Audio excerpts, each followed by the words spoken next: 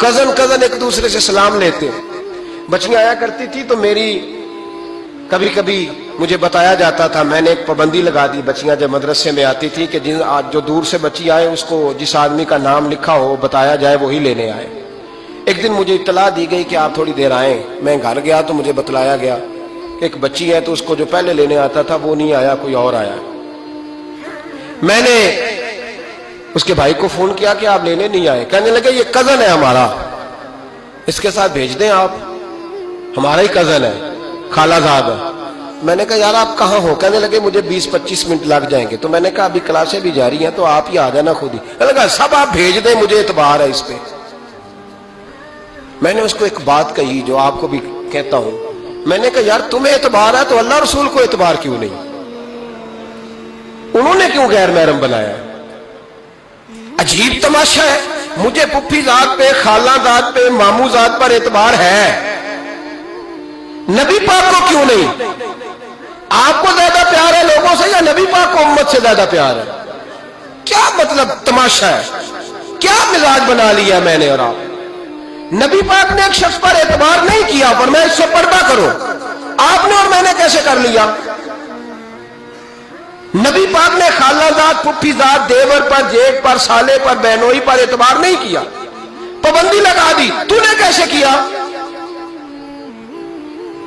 تیرے دل میں زیادہ درد ہے، تو زیادہ دین کو سمجھنے لگا ہے، انسانیت زیادہ اچھل آئی ہے تیرے اندر. اعتبار کیا ہوتا ہے؟ یاد رکھنا دنیا میں جتنے گھر تباہ ہوئے ان لوگوں کی وجہ سے نہیں ہوئے جن پر اعتبار نہیں تھا، ان کی وجہ سے ہوئے جن پر اعتبار تھا. گھر کا بیٹی لنکا ڈھائے، باہر والے آ کے کبھی بھی گھر میں کوئی نقب زنی نہیں کرتے، جب بھی کرتے اعتبار والے کرتے. میرے رسول پاک علیہ الصلوۃ والسلام کی وہ ازواج جن پر اللہ کو اتنا اعتبار ہے کہ رب کہتا ہے میرے محبوب کی بیویوں تمہاری جیسی دنیا میں دوسری ہے ہی کوئی نہیں. اللہ کو اتنا اعتبار ہے. لیکن ایک نابینا صحابی آئے تو حضور کی 2 ازواج بیٹھی تھی تو نبی پاک نے فرمایا پردہ کرو. یا رسول اللہ وہ تو نابینا ہے. فرمایا تمہیں تو نظر آ رہا ہے نا، تمہاری آنکھیں تو کھلی ہوئی ہیں. حضور کو اعتبار نہیں تھا. بس کر دیں. سب سے بڑا ظالم وہ ہے جو کہتا ہے مجھے بیٹی پہ اعتبار ہے. وہ ظالم ہے، وہ اپنی بیٹی کے ساتھ ظلم کر رہا ہے. جو کہتا ہے مجھے اعتبار ہے، کالج جا رہی ہے، یونیورسٹی جا رہی ہے، اکیلے آ جا رہی ہے، مجھے اعتبار ہے. یہ ظلم کر رہا ہے بچی کے ساتھ. وہ تو بچی ہے، اس کا تو ذہن کمزور ہے. ہو سکتا ہے صاف دل ہو لیکن سامنے جو شیطان چوکوں میں گلیوں میں دائیں بائیں گھوم رہے ہیں وہ تو صاف دل نہیں ہے نا، وہ تو معصوم طبع نہیں ہے نا. تو بعض اوقات بڑے اچھے نفیس بچے بھی شیطانوں کا شکار ہو جاتے ہیں. خدا کا خوف کریں. حضرت عثمان غنی کی زندگی، حضرت عثمان فرماتے ہیں جو محرم عورتیں تھیں ان کی طرف بھی آنکھ بھر کے نہیں دیکھا، اس لیے کہ وہ خاتون ہے، میں مرد ہوں، میری حیا مانے. آج لوگوں کو شوق ہو گیا عورتوں کی مجلس میں دوڑ دوڑ کے جانا، وہاں بیٹھنا، وہاں وقت بتانا. پیران عظام کہتے ہیں کہ وہ درویشنیوں کے بیچ بیٹھے ہیں جی، باپ بیٹی ہوتے ہیں جی، مریدنی اور پیر. میں نے کہا کوئی نہیں ہوتے. اس رشتے پر استدلال ہے.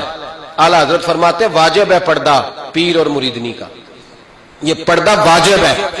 اگر کوئی شخص اس طرح بے پردہ بیعت لے گا، بیچ میں بیٹھے گا، تو اس کا تو مرید ہونا ویسے ہی حرام ہے، جائز ہی نہیں ہے. جو سارا دن تعویذ دھاگے کے لیے بیٹھا رہے اور بیویوں سے گفتگو کرتا رہے.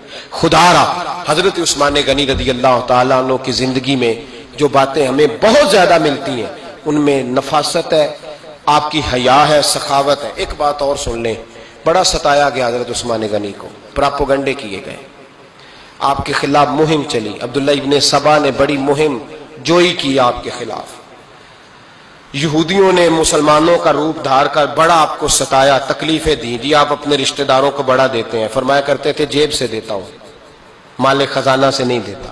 حضرت عثمان غنی رضی اللہ تعالیٰ عنہ کو بڑا ستایا گیا. یہ واحد خلفائے راشدین میں خلیفہ ہے جن کا 40 دن پانی بند کیا گیا، کھانا نہیں آنے دیا گیا.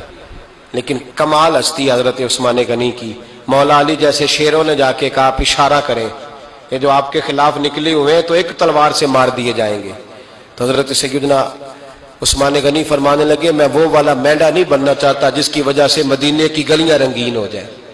امن کا کعب خلافت چھوڑ دیں. فرمایا حضور نے کہا تھا اللہ تمہیں ایک قمیض پہنائے گا، لوگ اتارنا چاہیں گے، تم نے اتارنی نہیں. صبر سے، حوصلے سے، اطمینان سے. یہ وہ واحد ہستی ہے حضرت عثمان غنی، انہوں نے شہادت قبول کر لی لیکن تلوار نہیں چلنے دی، لوگوں کو ایک دوسرے کے گلے نہیں کاٹنے دی. وہ شخصیت ہے حضرت عثمان غنی کی، لیکن بڑا ستایا گیا، بڑا پراپوگنڈا. مجھے بتائیے اس کے بارے میں اللہ قرآن کی آیتیں نازل کر دے اور جس کے بارے میں مصطفیٰ کریم ایک بار نہیں تین بار جنت کی بشارت عطا کر دے. کوئی بندہ ہمیں تاریخ بتائے، حوالے دے، کہانیاں سنائے تو ہم اس کی کہانیاں دیکھیں گے یا نبی پاک کا فرمان دیکھیں گے؟ بولیں، جا کے بولیں، جا کے. کسی کہانی پر کبھی بھی کان. بس ایک حدیث میں نے بڑی دفعہ سنائی ہے، پھر سناتا ہوں، ترمذی میں ہے. نبی پاک جنازگاہ تک گئے جنازہ پڑھنے. یا رسول اللہ فلاں آدمی انتقال کر گیا، جنازگاہ تک تشریف لے گئے جنازہ پڑھانے، لیکن جنازگاہ تک پہنچ کر محبوب نے فرمایا اس کا جنازہ نہیں پڑھانا. یا رسول اللہ کیوں؟ فرمایا اس لیے کہ یہ عثمان غنی سے بغض رکھتا تھا.